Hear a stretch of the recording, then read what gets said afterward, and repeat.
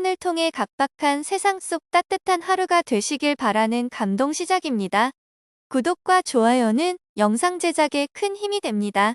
영상 수익은 불우이웃에 기부되니 끝까지 시청 부탁드립니다. 다시는 해외여행을 하지 못할 거라고 생각했던 어느 외국인이 어렵게 방문한 한국 여행에서 충격적인 경험을 했다고 합니다. 그녀가 모든 것을 포기한 것은 교통사고로 생긴 장애 때문이었는데요. 휠체어가 있어야만 이동할 수 있는 그녀였기 때문에 어쩌면 해외여행이 불가능해 보였는지도 모릅니다. 그랬던 그녀가 한국 여행을 시도해봤다고 하는데요. 그녀가 남긴 여행 후기가 큰 화제를 낳고 있습니다. 과연 그녀에게는 무슨 일이 있었던 걸까요? 함께 살펴보겠습니다. 미국 여성의 사연입니다. 저는 얼마 전 한국으로 여행을 다녀왔습니다. 그런데 그곳은 마치 저의 유토피아 같았어요. 친절하고 따스한 사람들은 물론이고 한국에서의 모든 생활이 너무나 좋았거든요. 우선 저는 미국에서도 LA 지역에서 태어나고 자라왔습니다. 그리고 한국이라는 나라는 제게 매우 친근한 국가였어요. 우선 주변에 한국 교민들이 많이 살고 있거든요. 어릴 때부터 자주 놀았던 친한 언니가 있을 정도로 말이에요. 또 LA는 미국 중에서도 한식당이 가장 많이 분포되어 있는 지역입니다.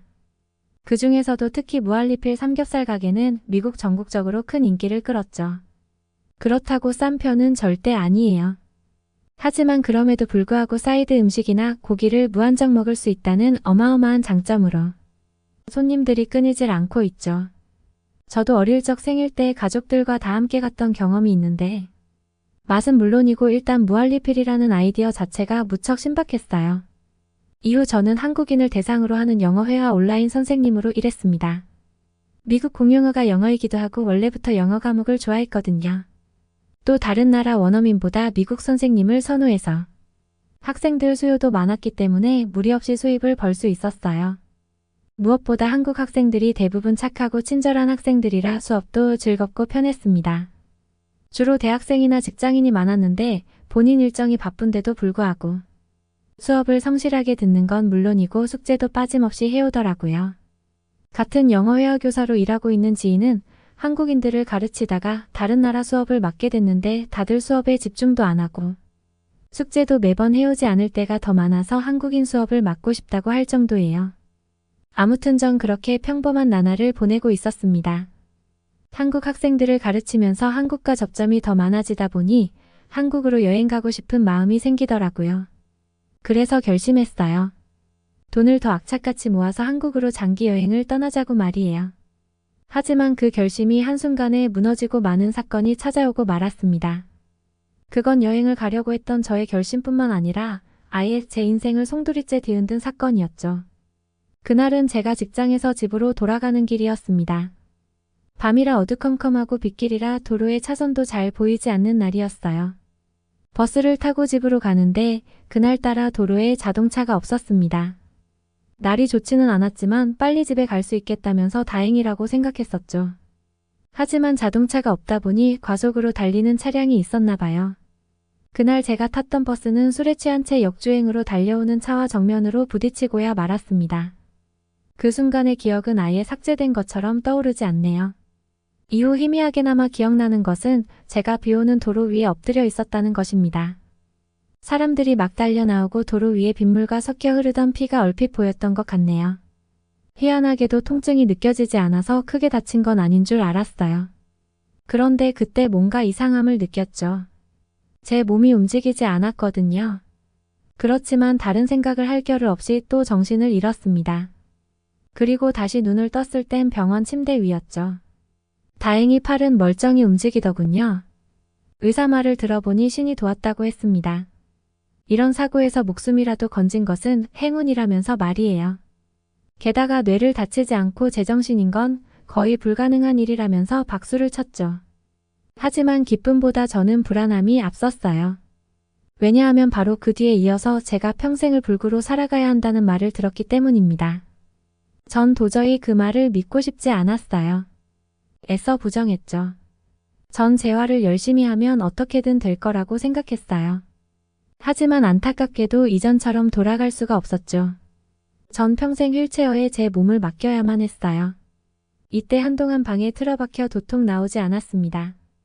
제 삶이 완전히 끝났다고 생각했거든요.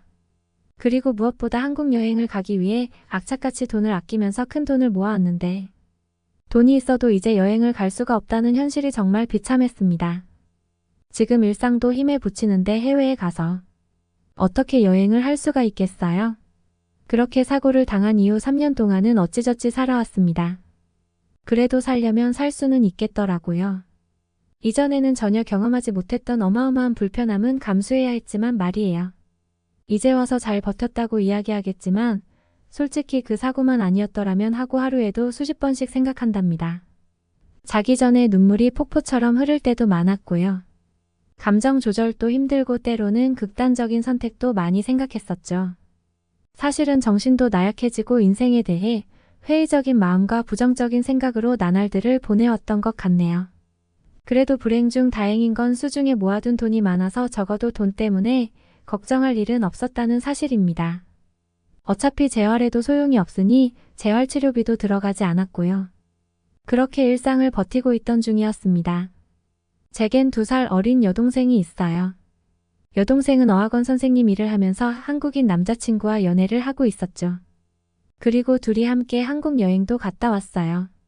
그런데 한국에 다녀온 뒤부터 계속해서 재개 이후에도 함께 가자고 하더군요. 제가 누구보다 한국에 여행 가고 싶었다는 걸 알기 때문이겠죠. 많이 미안했는지 몇 개월 후 한국에 다시 가게 되었을 때 제게도 함께 가자고 했어요. 돈도 본인이 내준다고 해줬고 저는 그냥 몸만 가지고 따라오기만 하라고 신신당부하면서 말이에요. 전 처음에 당연히 거절했죠. 불편한 몸을 이끌고 한국까지 따라간다면 완전히 민폐일 테니까 말이에요. 그런데 여동생이 계속 설득하니까 한국에 가고 싶다는 생각이 저도 모르게 점점 커져가기 시작했고 결국은 한국에 가기로 결정했습니다. 처음엔 미안한 마음이 많이 들어 다시 말을 바꿀까도 고민했지만 한편으론 드디어 한국 여행에 갈 수 있겠다는 생각에 메일을 설레는 마음으로 보냈어요. 처음 한국에 갔을 때는 완전히 놀람의 연속이었습니다. 미국에 있는 한식집과는 비교가 되지 않을 정도로 맛집이 많이 있었거든요. 그뿐일까요? 도시에는 높게 솟은 빌딩이 여럿 있었는데 서울은 이게 기본이더라고요. 마치 영화의 한 장면 같고 일반적인 길거리도 너무 예뻐서 모든 장소에서 사진을 찍을 정도였다니까요. 한국 여행은 여러 가지로 만족스러웠지만 가장 흡족했던 것은 저 같은 장애인들에게도 매우 상냥한 나라였다는 것이에요. 한국은 쇼핑몰이나 지하철역에 가면 장애인이 사용할 수 있는 개인용 화장실이 따로 있더라고요. 심지어 내부가 얼마나 넓던지 휠체어를 타고도 전혀 불편하지 않았죠. 무엇보다 전혀 더럽지 않고 매일 청소한 것처럼 깨끗했는데 다양한 기능도 가득했어요. 미국에서는 공항 같은 데는 깨끗하고 넓은 화장실이 있기도 하지만 다른 건물의 대부분 화장실은 변기가 없거나 문이 잠겨 있는 경우가 많거든요. 또 장애인 화장실을 비장애인들도 많이 이용해서 정작 급할 때 못 갈 때도 많았죠. 그래서 이게 당연한 줄 알았는데 한국 화장실을 이용했을 때는 정말 놀랐어요. 더욱이 그것이 장애인만을 위한 화장실이라는 사실에 아주 감동했죠. 거기에 한국에는 화장지도 비치되어 있잖아요. 미국은 직접 휴지를 지참해야 해요. 그런데 한국에는 화장실마다 휴지가 있어서 걱정할 필요가 없었습니다. 그리고 한국 화장실에는 화장실 소리를 감추기 위해 소리를 내주는 매너벨이라는 게 있었는데 너무 탐이 나서 미국으로 가져가고 싶더라고요. 또 제일 놀랐던 건 고급 백화점 같은 곳에서는 화장실 문마다 몇 층에 있는 어떤 화장실, 몇 번째 칸인지 써 있어서 위급한 일이 생기면 옆에 있는 벨을 누르고 위치를 말하라고 설명되어 있는 게 놀라웠답니다. 한국은 이런 복지가 당연하다는 게 참 부럽더라고요. 또 한국은 장애인들을 위한 편의시설이 많았어요. 거리를 보면 시각장애인들을 위한 점자블록이 당연했고 주차장에는 장애인들을 위한 넓은 전용 주차장이 있더라고요. 그리고 지하철 탈 때 처음에 걱정을 많이 했는데 다행히 어느 곳에나 엘리베이터를 쉽게 찾아볼 수 있더라고요. 지하철뿐만이 아니었죠. 건물들마다 휠체어가 진입할 수 있도록 계단 옆에 경사로가 설치되어 있어서 건물에 들어갈 때마다 미국에서처럼 고난을 겪지 않아도 됐었어요. 한국인들의 이런 배려에 놀랐다고나 할까요? 그런데 그렇게 순탄한 여행만 할 줄 알았는데 제게도 고비가 있었답니다. 하루는 여동생과 단둘이 여행하기로 했었어요. 여동생이 잠깐 화장실에 가 있는 동안 밖에서 기다리고 있었죠. 그날 날씨가 너무 좋아서 가만히 있기가 싫더라고요. 그래서 혼자서 경치를 둘러본다며 조금 돌아다니려고 했는데 실수로 다른 데를 보다가 단차를 확인하지 못하고 휠체어에서 굴러떨어져 버렸어요. 그나마 높은 곳이 아니어서 천만다행이었죠. 하지만 여동생이 없어서 당황한 마음이 제일 컸고 또 사람들이 다 보는데 너무 창피했어요. 휠체어에서 떨어진 일은 휠체어를 탄 지 얼마 안 됐을 때뿐이었는데 너무 오랜만이라 창피하고 그렇더라고요. 일어나려고 해도 도저히 일어나지지가 않아서 낑낑대고 있었죠. 이런 일이 혹시 벌어지지 않을까 늘 염려하고 걱정했는데 그 돌발 상황이 외국에서 일어나니까 창피하기도 하고 서럽기도 하면서 눈물이 나오더라고요. 빨리 여동생이 와주길 바랐어요. 그런데 놀랍게도 저를 도와준 건 여동생이 아니었습니다. 한국 사람들이 일제히 제 쪽으로 와서 제가 일어날 수 있도록 도와줬거든요. 그들은 일으켜주고 나서도 다들 다친 데는 없냐며 걱정해 주었어요. 넘어지면서 팔과 손바닥에 작은 상처가 생겼었는데 어느 한 한국인이 가방에서 반창고를 꺼내서 붙여주더라고요. 전 혼자가 아니었던 거예요. 한국인들은 시설뿐만이 아니라 정말로 상냥한 사람뿐이라는 사실을 뼈저리게 느꼈어요. 농담이 아니라 한국인들이 보여준 친절은 제가 평생토록 살아갈 수 있는 원동력이 될 것 같아요. 또 휠체어를 이용하는 사람들은 한국 여행을 꼭 가보길 추천합니다. 한국은 정말 시설도 편리하고 좋은 곳일 뿐만 아니라 사람들도 훌륭하거든요. 아마 가보시면 알 수 있을 거라고 장담합니다. 에이 거짓말. 한국 같은 작은 나라가 어디 우리랑 비교를 해. 아니 진짜라니까 왜 안 믿는 거지? 안녕하세요. 저는 한국 거주 13년 차 차르라고 합니다. 지금은 한국 사회의 일원으로 살아가고 있어요. 저는 앞으로도 한국을 떠날 생각이 없고 한국을 떠나야 하는 상황이 오면 굉장히 슬플 것 같아요. 하지만 제가 처음 한국에 왔었던 2010년도와 지금 2024년도에 한국을 비교하면 한국은 적응하기 힘들 정도로 새로운 것들이 매일같이 생겨나고 그 새로 생긴 것들에 대해서 모든 사람들이 금방 적응하는 엄청나게 미친 사회거든요. 당연히 좋은 쪽으로 미쳤다고 표현한 거니까 오해는 하지 말아주세요. 때문에 한국이 지금까지 해왔던 것처럼 앞으로도 해준다면 한국이 뒤처진다고 생각해서 떠날 일은 없겠지만요. 최근에 제 고향 영국에 다녀오고 나서 겪었던 일들을 말해주면 모든 한국 사람은 한결같이 똑같은 반응이에요. 영국이라는 나라는 굉장히 잘 사는 선진국인데 아직도 그러는 사람들이 있다고 하면서 놀라죠. 저는 최근에 고향인 영국에 다녀왔습니다.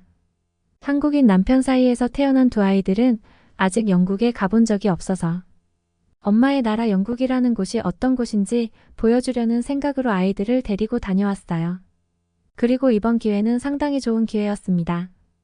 저는 예전부터 영국 회사에서 근무하다가 지금도 아직도 그 회사의 한국 지사에서 일하고 있었고 종종 영국으로 출장을 가야 했거든요. 그동안 육아 때문에 출장 순번에서 빠져서 안 갔었지만 이번에는 제가 지원을 했습니다. 일하러 가는 것이기는 하지만 아이들을 태울 비행기표 값만 지불하면 영국에 갈 수 있으니까 일하는 겸 여행하는 느낌으로 다녀오게 되었습니다. 물론 간만에 남편과 떨어질 수도 있는 시간도 생기기도 했고요. 유부녀라면 다들 무슨 심정인지 아시겠죠?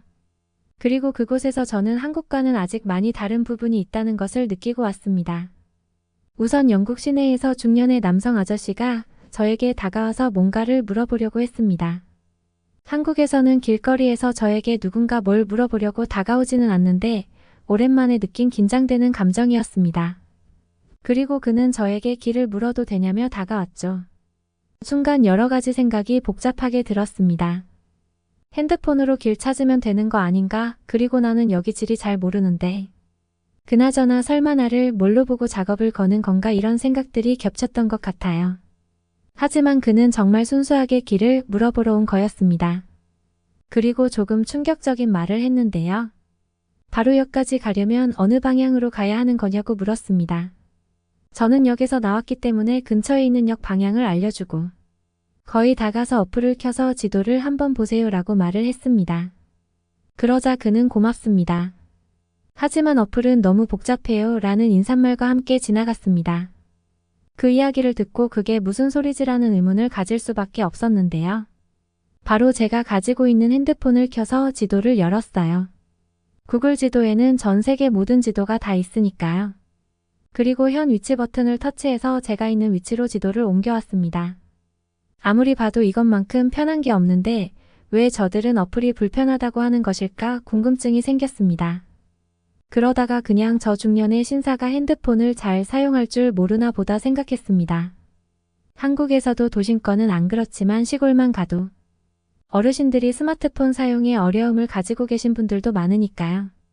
그렇다고 하더라도 저에게 길을 물은 중년의 신사는 어르신이라고 하기에는 훨씬 젊어 보였습니다.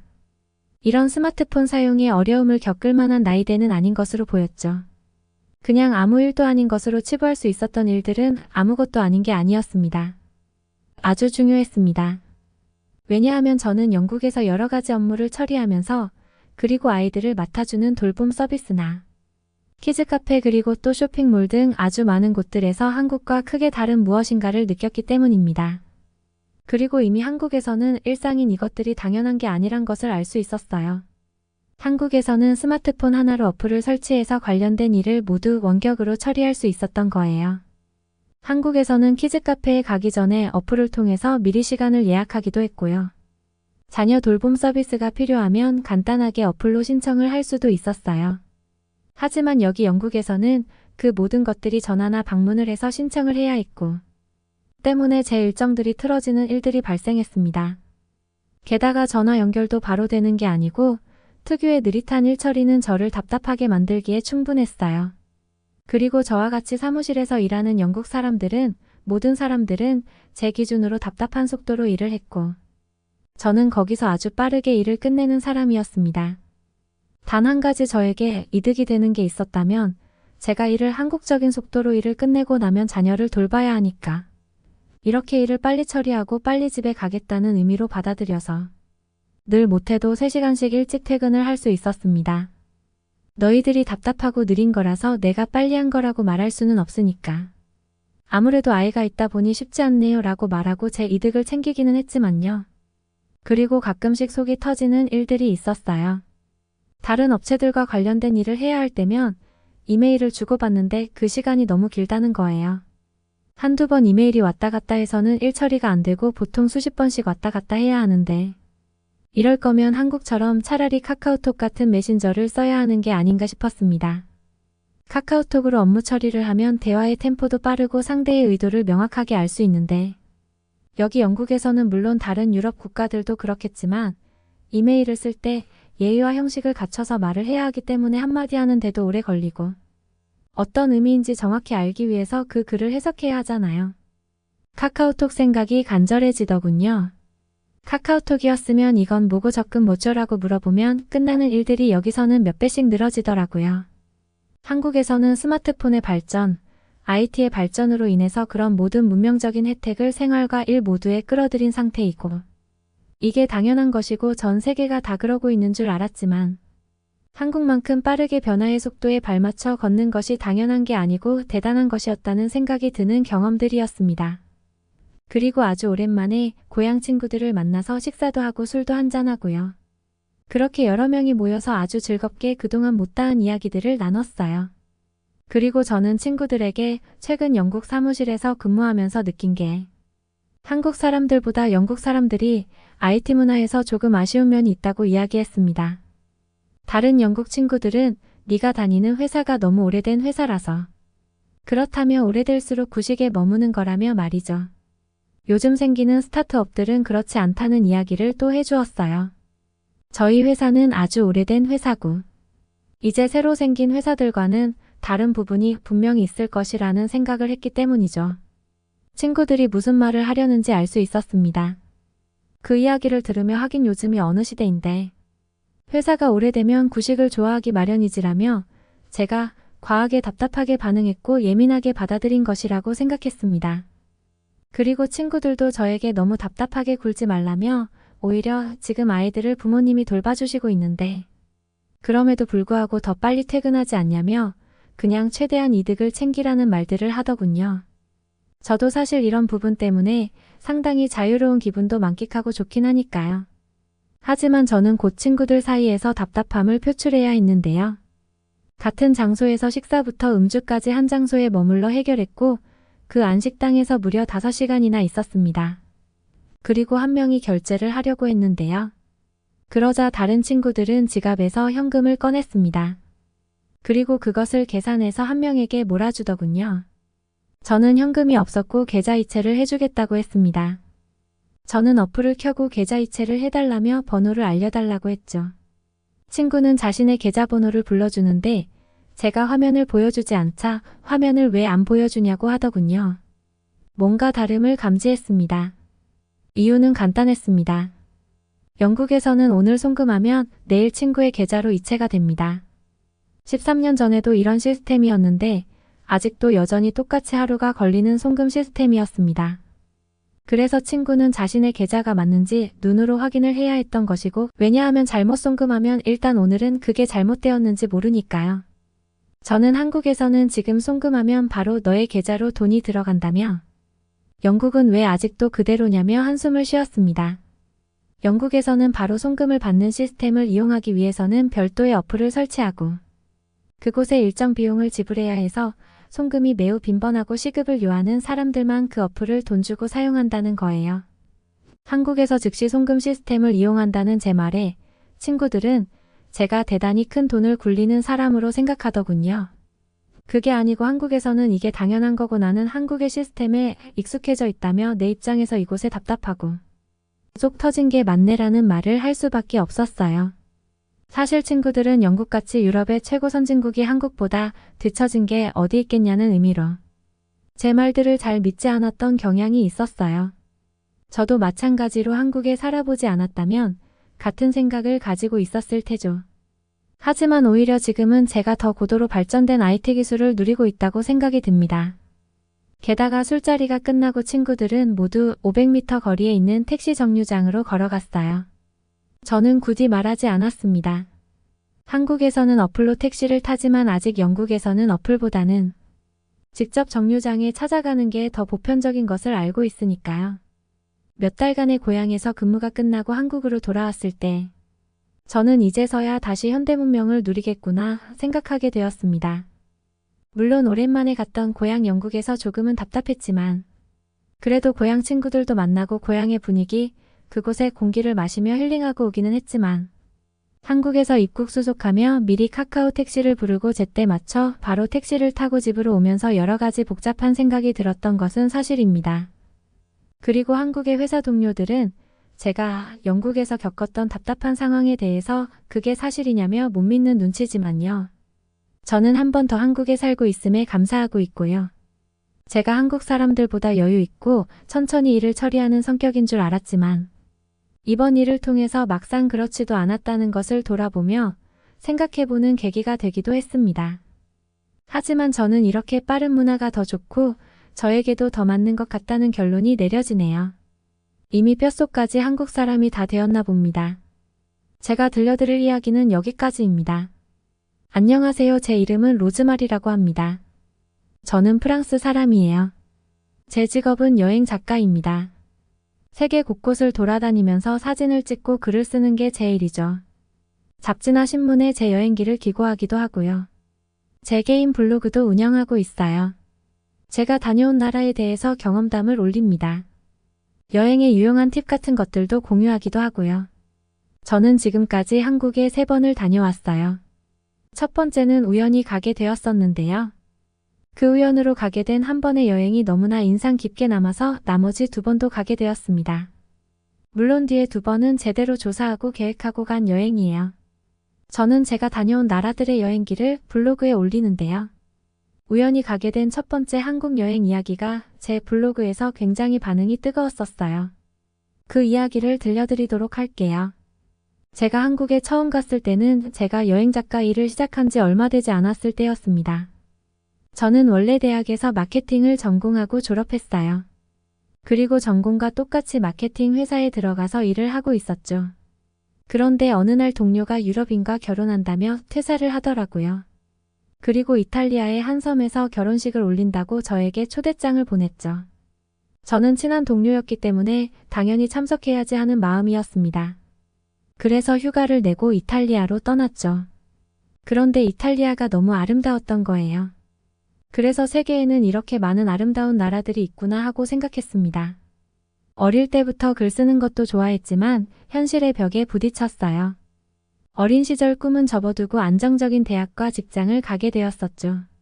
그렇지만 저는 그때 결심했습니다. 그동안 열심히 일해서 돈도 모아뒀으니까 이제는 종료 여유를 가지면서 살아보겠다고요.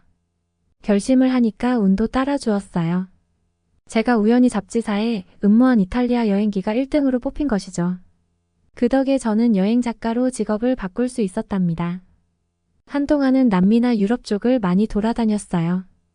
그쪽만 해도 가볼 나라가 정말 많으니까요. 그리고 유럽은 그래도 영어가 되면 여행 가기가 쉽잖아요. 언어가 그나마 통하는 나라들이 편했던 거죠. 그렇게 1년 조금 넘는 기간 동안 유럽과 남미 국가들을 여행했습니다. 하지만 이내 너무 안정적이라는 생각이 들더라고요. 그래도 여행 작가잖아요. 이걸 직업으로 해서 먹고 살려면 이대로는 안 되겠다는 생각이 든 거예요. 그리고 마냥 편한 여행보다 도전이 있는 여행을 해보고 싶어지기도 했고요. 그래서 저는 눈을 돌렸습니다. 바로 아시아 국가들이었죠. 아시아는 대륙이 넓은 만큼 선택할 수 있는 나라도 정말 많았어요. 사실 아시아 나라들에 대해서 잘 알지는 못했습니다. 아니 몇몇 나라의 이름들 빼고는 거의 몰랐다고 하는 게 맞아요. 그나마 알고 있는 나라들은 휴양지로 유명한 나라들이었고요. 주위에서 신혼여행으로 많이 간다고 들었던 동남아 나라들 말이에요. 그러다가 저는 중국에 관심을 가지게 되었습니다. 아시아 국가를 검색하면 굉장히 많은 검색 결과가 나오기도 했고요. 또 프랑스에도 곳곳에 차이나타운이 있거든요. 제가 살고 있던 도시에도 있었고요. 중국 음식점도 있어서 현지 음식 적응하는 데도 어려움은 없을 것 같았습니다. 중국인 이민자들을 프랑스에서 많이 보기도 했었고요. 그래서 저는 저희 첫 아시아 여행 국가를 중국으로 결정하게 되었어요. 저는 그렇게 떨리고 설레는 마음으로 첫 아시아 여행을 떠나게 되었습니다. 떠나기 전에 인터넷에서 나름 조사를 하고 계획을 세웠어요. 중국에서 여행하기 좋은 장소나 유명한 곳들을 찾아보았었죠. 외국인들이 여행하기에 좋은 팁 같은 것들도 찾아보고요. 저는 여행을 할 때 주로 현지 분위기를 많이 느끼려고 노력합니다. 그래서 거의 대부분의 여행에서 호텔을 잡지 않아요. 한국의 민박집 같은 곳을 잡죠. 게스트하우스 같은 곳을요. 그럼 그곳에서 현지 분위기도 느낄 수 있고요. 다른 외국인 여행자들을 만나서 정보 공유도 할 수 있습니다. 그래서 여러모로 호텔보다 더 좋다고 생각해요. 중국 여행에서 첫날 게스트하우스에 들어갔어요. 그런데 그곳에서 한국인 한 분이 나와서 저를 맞아주시더라고요. 그분도 여행을 오신 분이었어요. 마침 제가 갔을 때 게스트하우스에 머무르던 여행객은 그분 한 분이었습니다. 영어를 아주 잘 아시는 분이셨어요. 말이 통하니까 금방 친해졌죠. 또 같이 여행을 하는 입장이니까요. 그분과 이야기하고 다음 날부터는 시간이 맞으면 같이 돌아다니기도 했습니다. 계획해놓은 여행 일정 중에서 겹치는 부분들도 꽤 있었거든요. 같이 다니면서 더 친해졌습니다. 그렇다 보니까 자연스럽게 한국이라는 나라에 대해서도 관심이 생겼어요. 그 친구도 제 직업이 여행 작가라고 하니까 좋아하더라고요. 한국에도 꼭 한번 와서 여행해보면 좋을 것 같다고요. 자기 나라이기는 하지만 그래도 추천할 만한 여행 국가라고 그랬거든요. 그래서 저는 속으로 중국 여행이 끝나고 나면 다음에는 한국으로 여행을 가야겠다고 다짐했습니다. 그때는 몰랐어요. 제가 제 예상보다 더 빠르게 한국에 갈 거라는 걸요. 중국 여행 마지막 날 사건이 하나 생겼습니다. 저는 길거리를 걸으면서 핸드폰으로 사진을 찍고 있었어요. 그런데 순간적으로 제 앞에 강한 바람이 휙 하고 부는 느낌이 들었습니다. 정신을 차려보니까 분명히 제 손에 들려 있었던 핸드폰이 사라져 있더라고요. 멍한 것도 잠시였어요. 상황을 파악해야 했으니까요. 돌아보니까 저만치에서 몸집이 작고 마른 남자아이가 달려가고 있더라고요. 그 아이의 한 손에 바로 제 핸드폰이 들려 있었습니다. 저는 정신을 차리고 온 힘을 다해서 그 남자아이를 쫓아 달려갔어요. 그런데 따라잡지 못했습니다. 어찌나 속도가 빠르던지요. 핸드폰이 없어지니까 비상이었어요. 저는 서둘러 게스트하우스로 돌아왔습니다. 제 이야기를 들은 그 한국인 친구가 어서 경찰에 신고하자고 했어요. 그렇게 공안에 신고해서 소매치기를 당했으니 도와달라고 말했죠. 그러나 중국 공안은 그럴 수 없다고 했어요. 방법이 없다고요. 관광객들의 핸드폰을 훔쳐서 달아나는 아이들이 많다고 하면서 일일이 다 잡을 수 없다고 하더라고요. 그냥 포기하고 새 거 하나 사는 게 더 좋을 거라고요. 어이가 없고 황당했어요. 이건 엄연한 범죄잖아요. 절도 범죄예요. 저는 최선을 다해서 번역기를 이용해 따졌습니다. 그러나 공안은 같은 말만 반복하더라고요. 나중에 가서는 되려 피해자인 저에게 화를 내기도 했습니다. 그 아이들이 범죄를 저지르는 건 맞지만 얼마나 살기가 어려우면 그러겠느냐고요. 그냥 거지한테 호의 한번 베풀었다고 생각하라고 그러더라고요. 그런데 그게 어떻게 가능하겠어요? 그냥 $1, $2 준 것도 아니고 고가의 물건이잖아요. 더군다나 저는 여행객이었습니다. 핸드폰이 반드시 있어야 했어요. 그렇지만 제 핸드폰은 이미 도둑 맞아서 되찾을 수 없었죠. 저는 꼼짝없이 프랑스로 돌아가서 새 핸드폰을 사야만 했습니다. 사실 중국 여행이 끝나면 프랑스에 가기 전에 괌에 들르기로 했었거든요. 그곳에 제 이모가 살고 계셨거든요. 아시아에 가는 김에 오랜만에 이모를 보려고 했는데 그럴 수도 없게 되었습니다. 그때 한국인 친구가 저에게 제안을 하나 했어요. 자기도 제가 중국을 떠나는 날에 한국으로 가려고 했다고 그러더라고요. 그러면서 한국에 같이 가서 그곳에서 새 핸드폰을 사자고 했습니다. 한국에는 핸드폰을 저렴하게 구할 수 있는 방법이 많다고 하더라고요. 저는 지금 당장 핸드폰이 필요한 상황이었어요. 그래서 친구의 제안에 귀가 솔깃했습니다. 친구는 제가 관심을 보이자 알아서 하나하나 착착해 주더라고요. 저를 대신해서 한국행 비행기표를 알아봐 주었어요. 그렇게 저는 예정에도 없던 한국으로 날아오게 되었습니다. 물론 핸드폰을 구하고 나면 바로 괌으로 넘어가야 했지만요. 중국 여행은 저에게 최악의 기억을 남겼고 저는 친구의 위로에도 불구하고 우울한 상태로 한국으로 오게 되었어요. 한국에서는 다행스럽게도 친구의 자취집에 함께 머물렀습니다. 도착해서 하루 자고 나자마자 친구가 바로 새 핸드폰을 살 수 있는 곳을 알아봐 주었어요. 저는 그때 얼마나 놀랐는지 몰라요. 친구가 컴퓨터로 한 웹사이트를 보여주었거든요. 그곳에는 몇백 개는 되어 보이는 연락처들이 주르륵 있었습니다. 친구가 말하길 다 핸드폰을 파는 대리점이나 개인 사업자라고 하더라고요. 프랑스에서는 대부분 통신사 매장으로 가서 핸드폰을 구입하거든요. 그런데 이렇게 다양한 매장이 있다는 게 놀랍습니다. 심지어 개인적으로도 판매하고 있는 게 신기했어요. 그 다음으로 놀랐던 것은 바로 가격 비교였습니다. 그 사이트에는 최신형 핸드폰을 비롯해 현재 구입할 수 있는 모든 핸드폰 브랜드의 가격이 다 나와 있었어요. 그곳에서 가격과 브랜드를 함께 비교해보고 더 저렴하거나 자기한테 잘 맞는 걸 살 수가 있었죠. 너무 신기했습니다. 프랑스에는 그런 게 없거든요. 프랑스에 가면 매장마다 그저 더 팔아서 실적 올리려는 사람들만 있을 거예요. 그래서 최저가 비교라는 개념이 너무 신기했습니다. 제가 또 마케팅을 공부했었잖아요. 저는 속으로 한국인들은 정말 뛰어난 마케팅 감각을 가지고 있다고 생각했답니다. 그렇게 친구와 머리를 맞대고 가격을 비교하고 제품을 골랐습니다. 저는 제가 기존에 쓰던 것보다 더 좋은 기종의 핸드폰을 골랐는데요. 가격은 프랑스에서 구매할 수 있는 가격보다 훨씬 더 저렴했어요. 너무 놀랐죠. 같은 가격인데도 더 좋은 제품을 쓸 수 있는 거잖아요. 그래서 빨리 기기를 받아야 했습니다. 저는 택배를 생각했었어요. 그래서 속으로 한 일주일 더 나쁘면 2주일은 한국에 있을 수도 있겠다라고 생각하며 한숨을 내쉬었었죠. 프랑스는 땅이 넓고 택배 서비스가 한국처럼 최상급이 아니거든요. 보통 택배 시키고 일주일 후에 오면 엄청 빨리 온 거예요. 그런데 친구가 엄청나게 놀랄만한 말을 던졌습니다. 이 근처에 있는 사람이 파는 거라며 오늘 바로 받을 수 있을 것 같다고 하더라고요. 제가 그게 대체 무슨 말이냐고 물어봤습니다. 친구가 아무렇지 않게 설명하더라고요. 저에게는 너무나도 놀라운 말들을요. 제가 고른 핸드폰이 개인이 판매하는 곳이었대요. 그래서 거리가 멀면 택배를 붙여주는데요. 급한 상황이니까 거리를 보고 가까우면 직접 만나서 바로 받을 수 있다는 것이었죠. 여기까지는 뭐 괜찮았어요. 그런데 친구가 그러더라고요. 판매자와 10시에 만날 거라고요. 밤 10시면. 깜깜해졌을 시간인데 이때 만나서 물건을 받는다니 너무나 충격이었습니다. 심지어 그 판매자는 한 번도 만난 적 없는 생판 모르는 남이잖아요. 저는 친구에게 혹시 판매자가 남자냐고 여자냐고 물어보았습니다. 친구는 판매자의 이름을 보더니 남자 같다고 그러더라고요.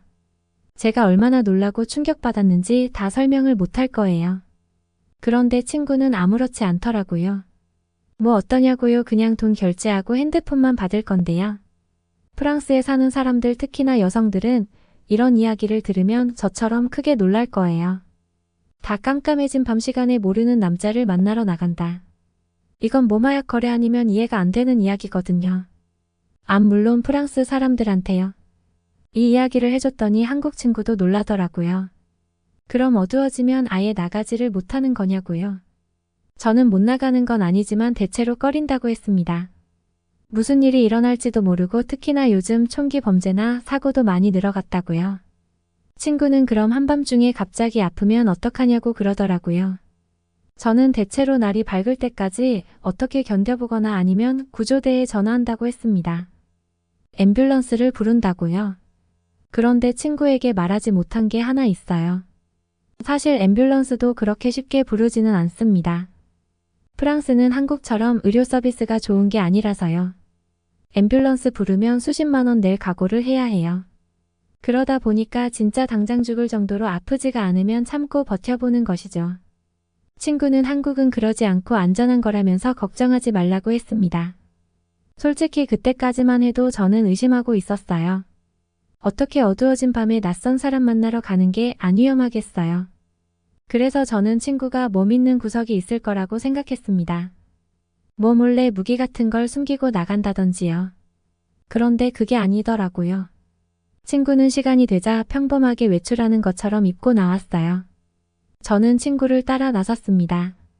그리고 가면서 저는 왜 한국이 그렇게 안전한지 조금씩 알 수 있었어요. 우선 한국은 곳곳에 가로등을 비롯해서 불이 환하게 켜져 있었습니다. 그리고 늦은 밤 시간대에도 영업하는 식당들이나 가게들이 많았고요. 무슨 일이 일어나더라도 저곳들 중 아무 곳이나 달려가서 도움을 요청할 수 있겠다고 생각했죠. 그리고 가는 길에 10분 동안 CCTV를 10개도 넘게 보았어요. 그것도 놀라웠습니다. 프랑스는 땅이 넓어서 이렇게 구석구석 다 볼 수 있을 만큼 CCTV를 설치하지 못하거든요. 뉴욕 같은 대도시는 그나마 개수가 많지만 한국 정도는 절대 아니에요. 보면서 한국 사람들이 부러웠습니다. 한국 사람들은 밤이 아파도 걱정이 없겠구나 싶었거든요. 그리고 마침내 약속 장소에 도착했습니다. 그곳에서 판매자분을 만나서 결제를 했어요.